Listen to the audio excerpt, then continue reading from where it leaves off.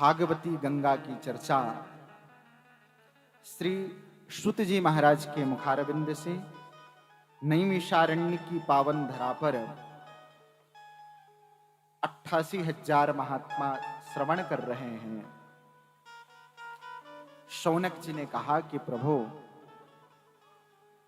जिस मंगलमयी पावन कथा को आप सुना रहे हैं, मैं यह जानना चाहता हूं कि इस कथा, श्रीमद् भागवत पुराण कब अवतरित हुआ, कैसे हुआ, इसका गायन किसने किया और क्यों किया। द्वापरे समनुप्राप्ते तृतीय युग पर्यये, कह रहे हैं कि द्वापर के अंत में सरस्वती नदी के तट पर महर्षि वेदव्यास का आश्रम है। महर्षि वेदव्यास जिन्होंने 17 पुराणों की रचना कर दी, जिन्होंने महाभारत जैसे दुर्लभ ग्रंथ की रचना की, ऐसे वेदव्यास जी महाराज अपने आश्रम में बैठे हैं और उनका मन अत्यंत खिन्न है, दुखी है बहुत। संयोग से उनके आश्रम में श्री नारद जी आते हैं। नारद जी महाराज व्यास जी के आश्रम में पहुंचे। श्री व्यास जी ने नारद जी का सत्कार किया। नारद जी ने कहा कि हे व्यास जी महाराज,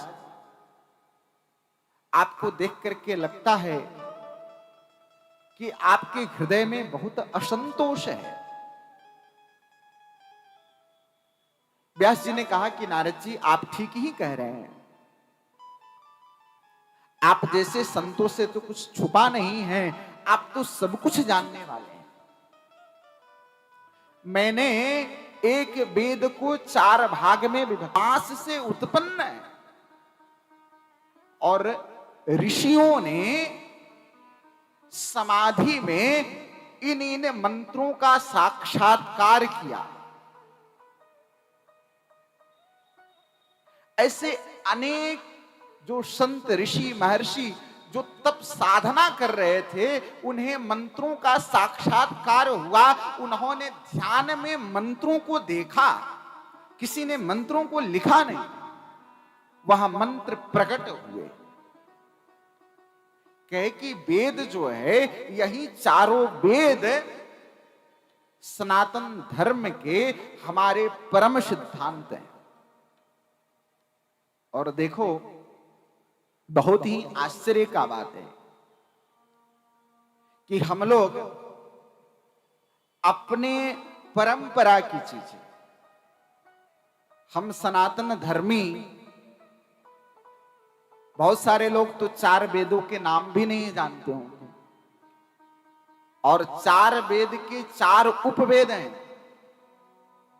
18 पुराण हैं।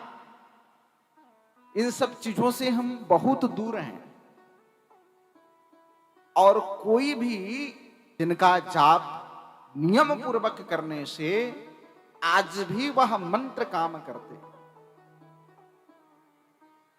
हम सब जानते हैं गायत्री मंत्र को, हम सब जानते हैं महामृत्युंजय मंत्र को। बड़े बड़े वैज्ञानिकों ने इन मंत्रों पर रिसर्च किया और रिसर्च करने के बाद पाया कि जी, ये मंत्र जहां बोले जाते हैं, वहां की तरंगे, वहां का वाइब्रेशन, वहां का वातावरण अलग होता है। इस मंत्र बोलने वाले व्यक्ति के अंदर, उसके मस्तिष्क में एक सकारात्मक ऊर्जा का संचार होता है। यदि यह सब शक्तियां केवल हमारे सनातन धर्म में, बाकी अन्य सनातन धर्म से जो इतर हैं, जो विद्वान होगा लेकिन हे वेदव्यास जी, संसार के लोगों के लिए जो अल्पाक्षर हैं, जिन्हें कोई ज्ञान नहीं है, ऐसे लोगों के कल्याण के लिए आपने आज तक कुछ नहीं लिखा। इसलिए आपके मन में असंतोष है। मेरी बात मानिए आप, और आप भगवान के दिव्य नामों का, दिव्य लीलाओं का ग्रंथन करिए, जिससे आपका भी कल्याण होगा और उससे संसार के लोगों का भी कल्याण होगा।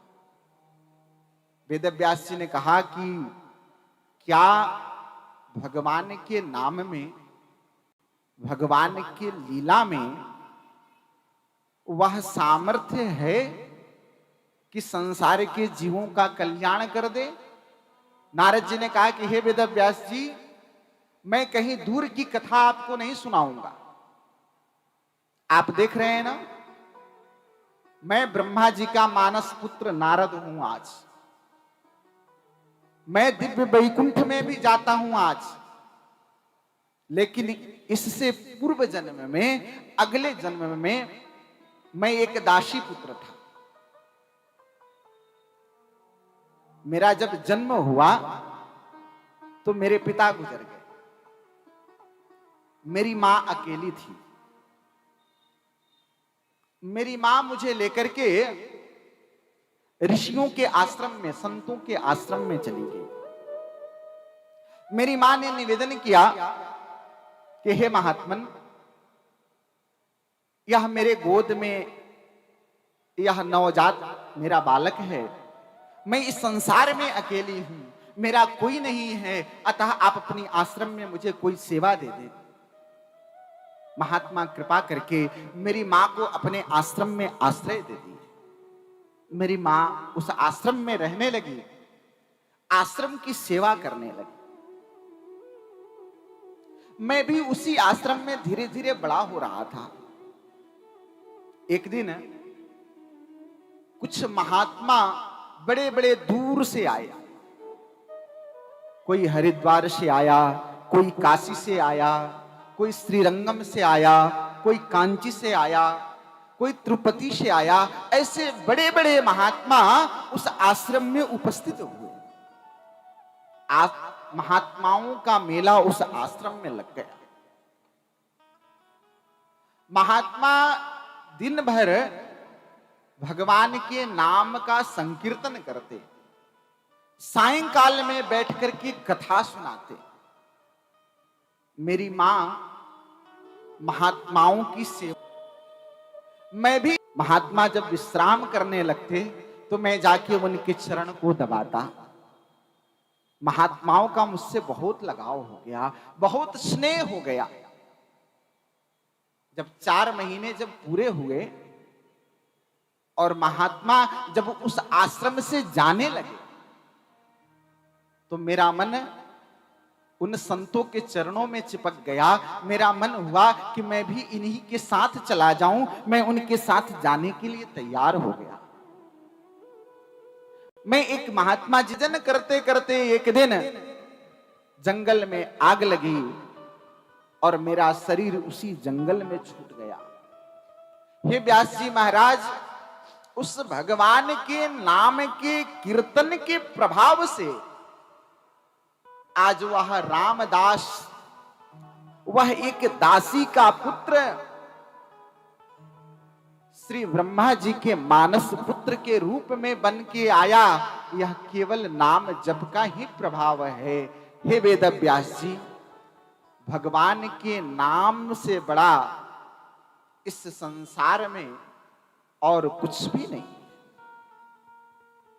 इस कलिकाल में भगवान का नाम ही जीवों को संसार से बाहर पार उतारता है।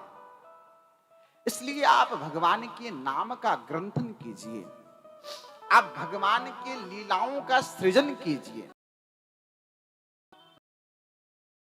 नारद जी ने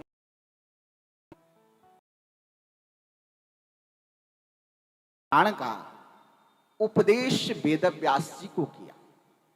पहले श्रीमद् भागवत महापुराण 4 श्लोकों में था। वेद व्यास जी को दिया।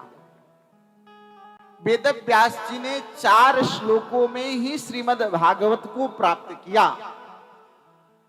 नारद जी जब चले गए तो वेद व्यास जी सरस्वती नदी के तट पर बैठ करके ध्यान कर रहे थे। ध्यान करते हुए उन्हें बोध प्राप्त हुआ कि श्रीमद् भागवत महापुराण में भगवान और भक्तों के चरित्रों का ग्रंथन करना है।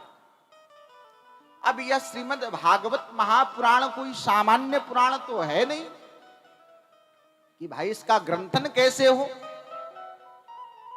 कहे कि यदि मैं लिखने बैठा तो बहुत समय व्यतीत तो हो जाएगा। वेद व्यास जी ने श्री गणेश जी की प्रार्थना की। कहे कि हे गणेश जी महाराज,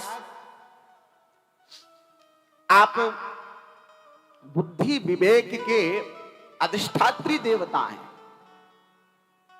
इसलिए मेरा निवेदन है कि एक ऐसा मंगलमय कार्य करने जा रहा हूं, उसमें आपका सहयोग चाहिए। और देखो, लोक मंगल कार्य में सहयोग तो सबका लगता है। आज यह कथा यहां हो रही है, यह लोक मंगल कार्य है, और यह लोक मंगल कार्य सबके सहयोग से यह आयोजित हो रहा है। और जो सबके सहयोग से आयोजित हो, उसका आनंद ही कुछ अलग है। गणेश जी ने कहा कि ठीक है, आप मुझे बताइए